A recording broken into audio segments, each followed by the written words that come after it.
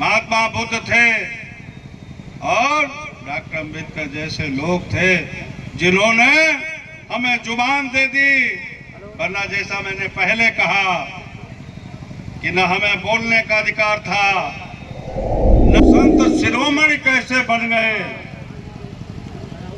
इस देश के पाखंडियों ने, ब्राह्मणों ने मैंने पहले कह दिया कि मैं किसी व्यक्ति से नफरत नहीं करता, किसी जात से नफरत नहीं करता, लेकिन इस देश का जो इतिहास है, इस देश में जो कुछ हुआ, घटित हुआ है, वो उद्धत करता हूँ कि संत रविदास संत शिरोमणि कैसे बन गए। तो उनको संत शिरोमणि घोषित कर, क्योंकि पाखंडियों में कोई महापुरुष पैदा नहीं हुआ भारत की धरती पर। पाखंडी जितने हैं, एक नहीं बता सकता कि उनके यहाँ कोई महापुरुष पैदा हुआ, कोई संत पैदा हुआ, कि जिस कृष्ण को वह भगवान मानते, हम मानते हैं या तो होकर के नहीं, ये विषय नहीं, लेकिन उन्होंने जिस कृष्ण को भगवान माना, ऋग्वेद वो अपना पहली किताब कहते हैं, वेद व्यास ब्राह्मण ने उसको लिखा था, उसमें लिखा कि कृष्ण राक्षस थे। लोगों ने महात्मा बुद्ध को, पाखंडियों ने महात्मा बुद्ध को बर्दाश्त नहीं किया, महात्मा बुद्ध को नहीं माना, और जिस महात्मा बुद्ध से भारत की पहचान है दुनिया में, उस महात्मा बुद्ध को नहीं माना। कहते थे महात्मा बुद्ध का दर्शन, उनका विचार मूर्खतापूर्ण है, धर्म के विरोध में है। तो बाबा साहब ने दिया, हमें आपको ही नहीं दिया, ये भारत के मूल वासियों को ही नहीं दिया, बल्कि उन पाखंडियों को भी दिया जिन्होंने बाबा साहब को मारने से लेकर के तरह तरह से अपमानित किया, हर काम में रोड़े अटकाए, हर काम में उनको संघर्ष करना पड़ा।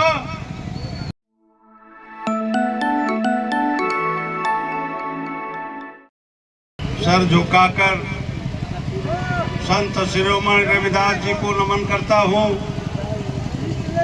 महात्मा बुद्ध के चरणों में नमन करता हूँ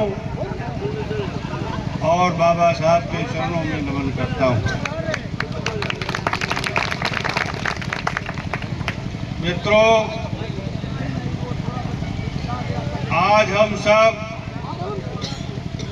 जिस जश्न को मना रहे हैं, संत शिरोमणि की जयंती को मना रहे हैं, संत शिरोमणि रविदास अब से 650 साल के पहले बनारस में पैदा हुए थे। वो कालखंड था जब शूद्र वर्ण के लोग अपनी जुबान खोल नहीं सकते थे, पढ़ने का अधिकार नहीं था, संपत्ति रखने का अधिकार नहीं था। जो संपत्ति कमाओ वो ब्राह्मण तय करते थे कि उसका उपभोग कैसे किया जाएगा, कितना तुम्हें दिया जाएगा, तुमने पैदा किया। आप अगर मारे जाएं तो आप अपनी आत्मरक्षा नहीं कर सकते थे, ये अधिकार भी आपको नहीं था।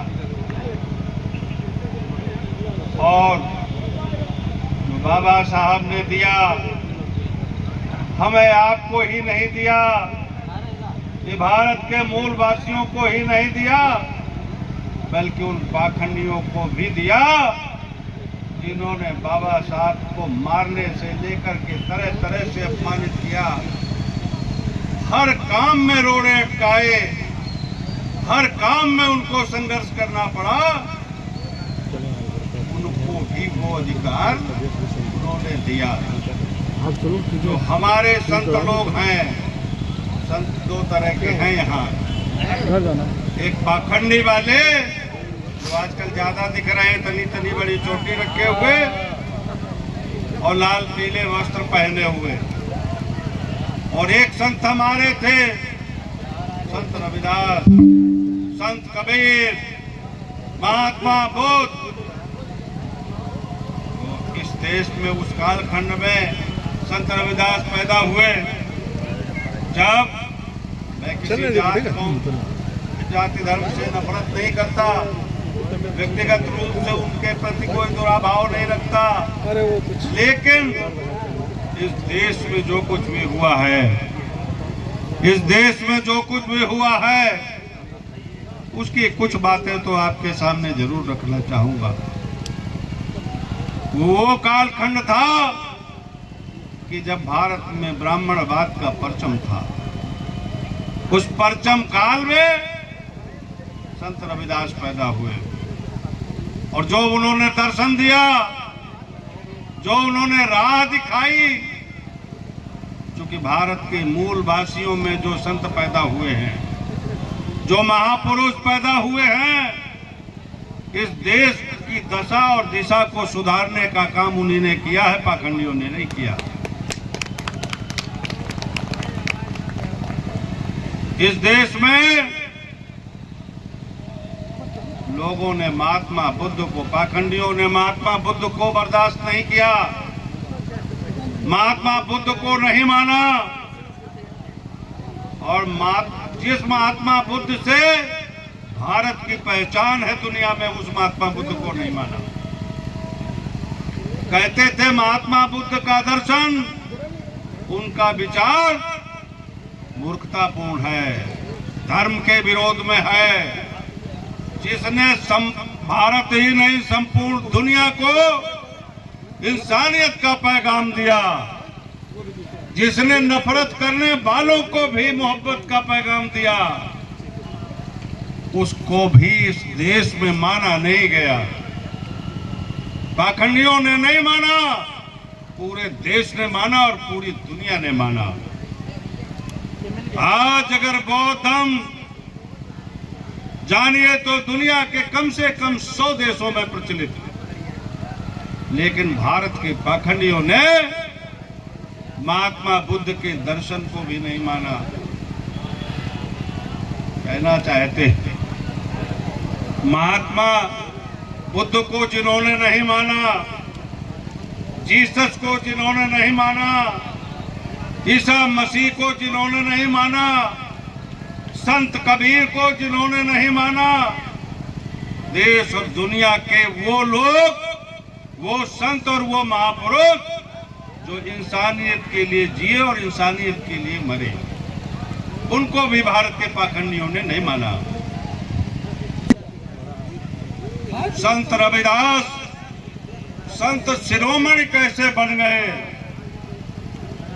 इस देश के पाखंडियों ने, ब्राह्मणों ने, मैंने पहले कह दिया कि मैं किसी व्यक्ति से नफरत नहीं करता, किसी जात से नफरत नहीं करता, लेकिन इस देश का जो इतिहास है, इस देश में जो कुछ हुआ, घटित हुआ है, वो उद्धत करता हूँ कि संत रविदास संत शिरोमणि कैसे बन गए। तो उनको संत शिरोमणि घोषित कर, क्योंकि पाखंडियों में कोई महापुरुष पैदा नहीं हुआ भारत की धरती पर। पाखंडी जितने हैं, एक नहीं बता सकता कि उनके यहाँ कोई महापुरुष पैदा हुआ, कोई संत पैदा हुआ। जितने संत पैदा हुए, जितने महापुरुष पैदा हुए, वो भारत के मूल वासियों में पैदा हुए, उन लोगों में पैदा हुए जिन्हें हजारों हजार साल तक शूद्र कह करके अपमानित किया गया, जिनका शोषण हुआ, उत्पीड़न हुआ, उन्हीं में संत और महापुरुष पैदा हुए। और उसी कड़ी में संत रविदास थे, महात्मा बुद्ध थे और डॉक्टर अम्बेडकर जैसे लोग थे, जिन्होंने हमें जुबान दे दी। वरना जैसा मैंने पहले कहा कि न हमें बोलने का अधिकार था, न तो उन लोगों ने क्या कहानी गढ़ी, वो दो कहानियां मैं बताना चाहूंगा। एक कहानी गढ़ी क्योंकि संत शिरोमणि की राह को रोक नहीं सकते थे, उनके प्रवाह को रोक नहीं सकते थे, उनके दर्शन की राह में रोड़े नहीं अटका सकते थे, तो उसलिए उन्होंने दो कहानियां गढ़ी।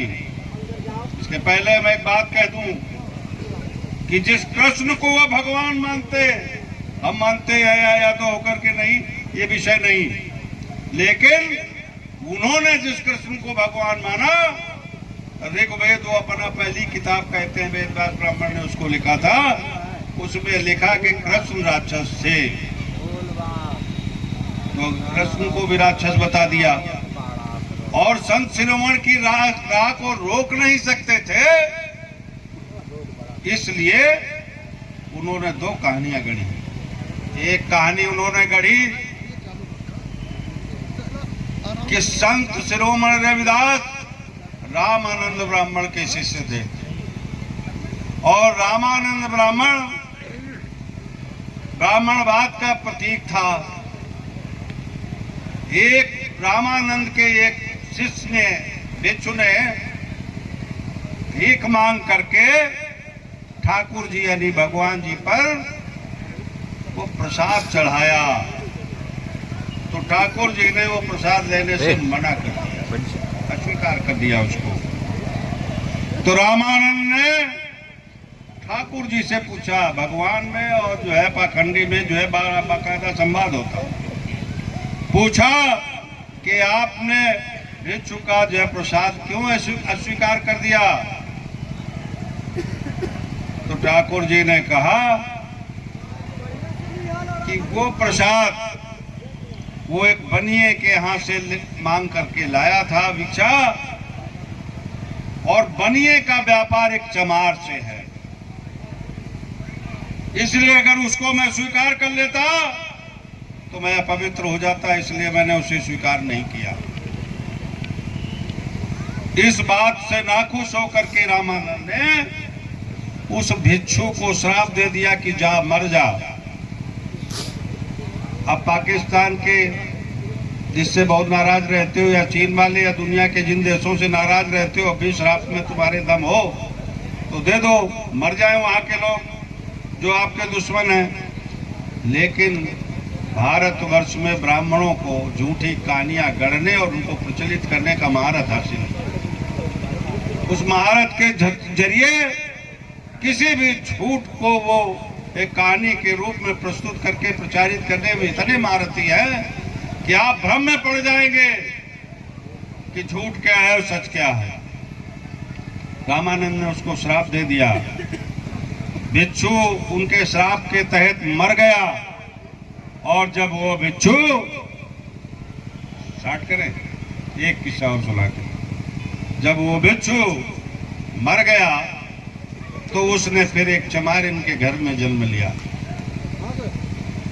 लेकिन उसने पहले दिन से पैदा होते ही उसने जो है, चूंकि माँ चमारिन थी, उसका दूध ग्रहण नहीं किया, तो माँ भागी भागी रामानंद के पास गई, पूछा कि मेरा तो बेटा दूध नहीं पी रहा है। तो रामानंद ने कान फूंका उसका, और जब रामानंद ने उसका कान फूंका तब उसने दूध माँ का ग्रहण किया। मैं पूछता हूँ कि चमारिन और ब्राह्मणी के दूध को जांच करा लो डॉक्टरों से, दुनिया में कहीं जांच करा लो, अलग करके बता दो कि कौन सा दूध चमारिन का है और कौन ब्राह्मणी का है। लेकिन किससे गढ़ने में जो लोग माहिर हैं, उनको प्रचलित करने में जो लोग माहिर हैं, वो कुछ भी गढ़कर प्रचारित कर सकते हैं। बच्चा बड़ा हुआ तो रामानंद ने और उनके शिष्यों ने कहा, उन्होंने कहा, अरे ये तो वही जो है भिक्षु है, उसी ने चमारिन के यहाँ जन्म ले लिया है जिसको हमने श्राप दे दिया था। ये तो अपना वही ब्राह्मण है, लेकिन ब्राह्मण होने का कहा प्रमाण दीजिए। तो संत रविदास अपनी पूरी छाल शरीर की उतार दी, और जब पूरी छाल शरीर की उतार दी तो एक